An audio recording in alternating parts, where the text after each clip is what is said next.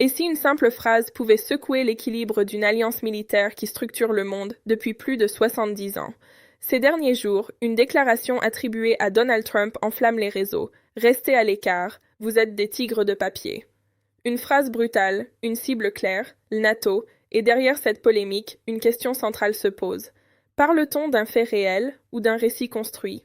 La phrase circule à grande vitesse sur X, YouTube et les groupes privés, reprise, traduite et amplifiée à chaque partage, au point de donner l'impression d'une déclaration officielle.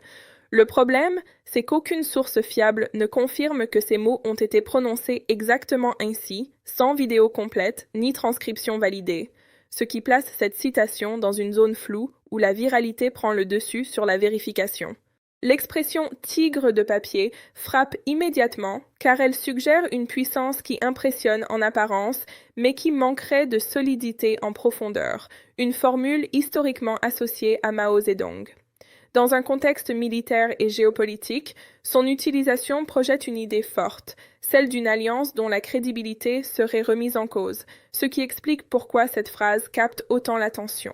Même si cette citation reste incertaine, la position de Donald Trump vis-à-vis de l'OTAN est bien documentée, avec des critiques récurrentes sur le financement de la défense par les pays membres et sur leur dépendance vis-à-vis des États-Unis.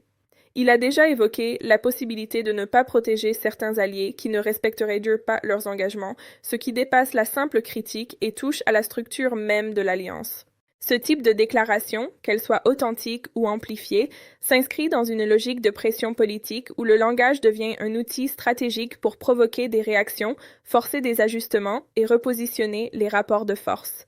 Dans les relations internationales, une phrase peut influencer les marchés, inquiéter les partenaires et modifier la perception globale d'un acteur, ce qui montre que la communication fait partie intégrante du pouvoir.